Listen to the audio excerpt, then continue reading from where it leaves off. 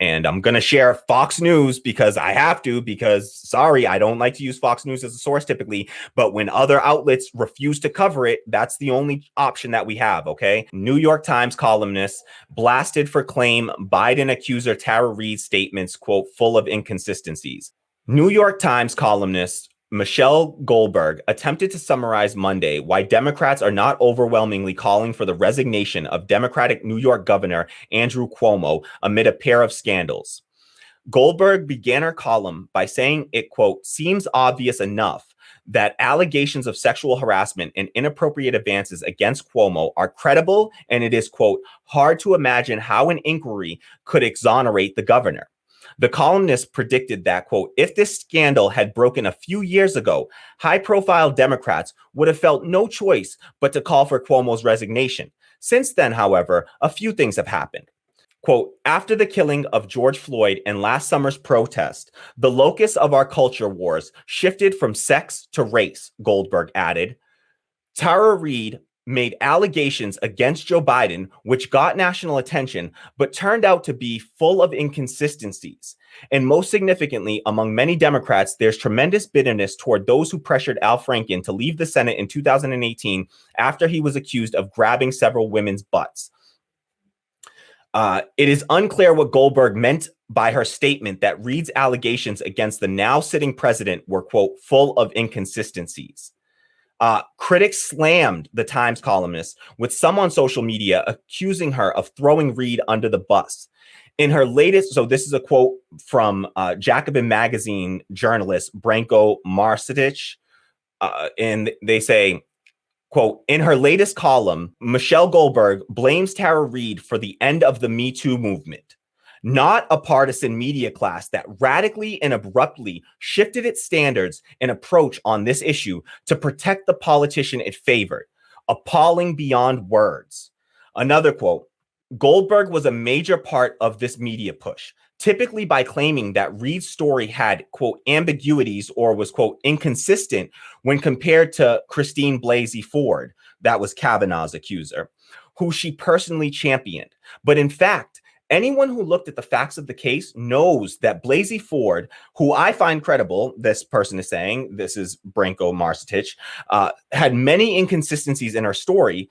One of the things Republicans used against her, didn't tell her story for decades, not even to her husband, and 3 key witnesses said they couldn't remember the party. Now, and Marcetic continued, at the time, there were reams of pages from liberal columnists explaining why this didn't make Ford uncredible, all of which they reversed on when it came to Reade and Biden. It's as if they mentally heaved all of Ford's issues onto Reade, who had a lot of corroborating evidence. All right. So if folks are not familiar, I talked about this in my personal life. This was before this story kind of broke right before I started doing my show. And so I never really got a chance to talk about these allegations on air, but I have talked about them publicly on social media very openly and explained my position. I have stood with Tara Reade since the very beginning. Her accusations are absolutely credible. All right. She was a staffer of Biden's. She alleges essentially that he, asked her to bring his gym bag to him in the Senate. This was when Joe Biden was working for the Senate, decades ago.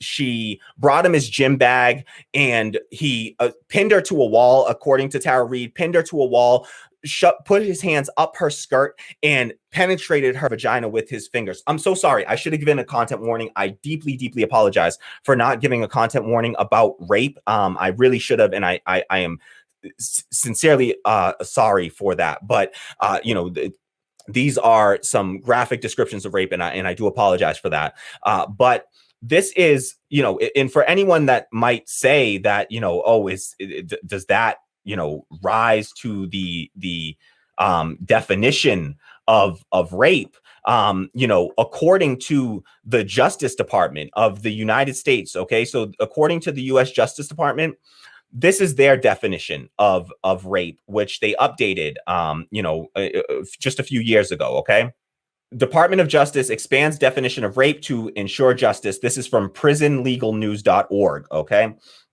this is from August 22nd, 2016.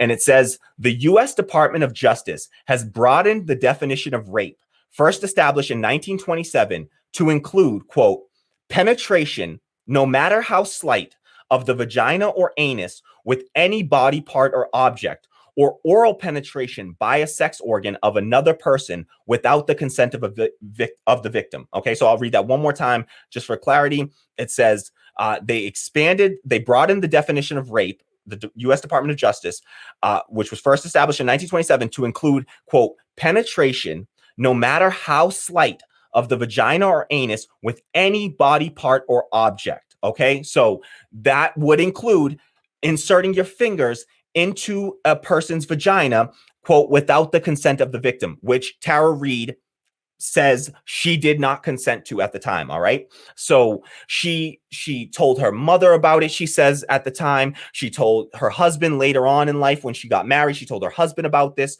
So she mentioned this, contemporaneously multiple times throughout her life. And her mother, there's even a famous, a phone call that was found where her mother called into the Larry King show and told Larry King, hey, she said she was from San Obispo, Texas, I believe. And that's exactly where Tara Reade was from. She was a caller from San Obispo, Texas. And she said, my daughter works for a prominent senator. I'm not going to name who they are, but this person, raped my daughter, sexually assaulted my daughter. She might have used different language at the time. She said he assaulted my daughter, sexually assaulted my daughter. And she's afraid to come forward with these allegations because she's afraid of the retaliation that would come against her. So she has contemporaneous corroborating evidence about this allegation. So this isn't just something that she came out with after the Me Too movement or anything like that, right? And so for this New York Times columnist to claim that her story was inconsistent, there's no evidence. Michelle Goldberg has presented no evidence to suggest that Tara Reade's story was inconsistent. There are no inconsistencies in her story. And by the way, there are oftentimes the fact that someone, a survivor of rape, has an inconsistency in their story is not a reason to totally discredit them. Okay. There are oftentimes inconsistencies in the stories because one, it's an incredibly traumatic thing to happen to someone being raped. And so you're not always sitting there taking notes about all of these things. And then because of the times right before, it was even harder to sort of level these charges because of the way that things were at the time, right? We didn't have a Me Too movement that gave a lot of, shielded a lot of survivors of rape and allowed them to come forward. We didn't have that decades ago when Tara Reade was alleging this. And so it was even more dangerous for women and other victims of rape, survivors of rape, to come forward and to tell their stories, right? And there's really nothing to gain from this, right? What does she stand to gain from doing something like this? She, her life has been turned upside down because of this. And she was attacked by people that consider themselves advocates of the Me Too movement. Folks like Alyssa Milano, who is a prominent Me Too activist, right, has attacked her and attacked her credibility. Why? Because she's a supporter of Joe Biden. So, you talk about, Donald Trump is a rapist. Absolutely. I believe that he is. He was credibly accused of rape by his wife and by many other women. Joe Biden has been credibly accused of sexual assault, harassment, and rape by multiple women. Okay. This is not a one-off thing. You can look up, Lucy Flores is another woman. She was a Democratic politician who Biden, sexually assaulted at a campaign event. All right.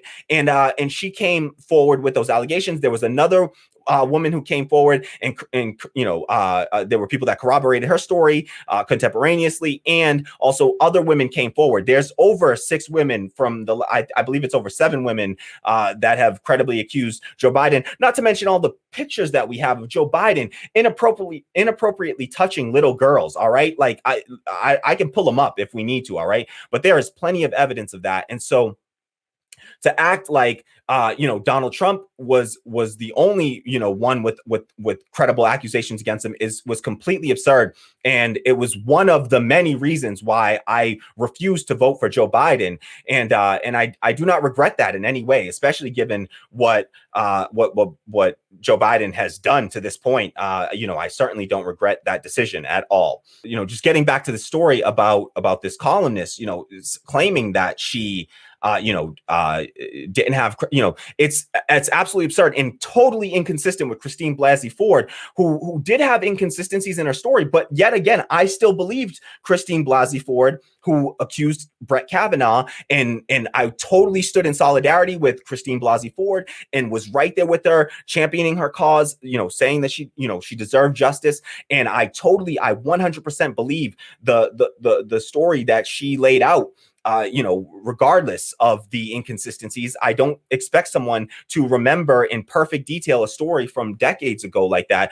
But the reality is that when you're traumatized like that, you definitely remember. All right. So maybe some other people didn't remember the party that Christine Blasey Ford was mentioning, but they weren't raped at that party. So I don't expect them to remember some one-off party for them that had no significance. I expect somebody that had a significant traumatic life event for that to be seared into their memory forever. Okay. So maybe you get a few of the details wrong, but you remember the broad strokes of something like that.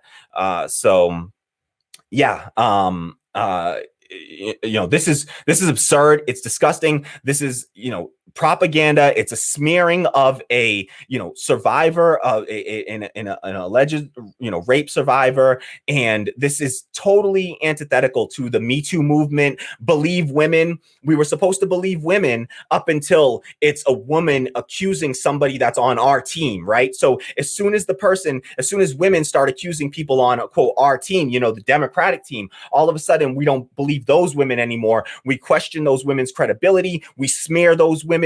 We make false claims about these women, saying that their stories were inconsistent and provide no evidence. You're a journalist. If you're going to say that her story was inconsistent, you damn well better come up with some evidence of the inconsistencies. There were no inconsistencies.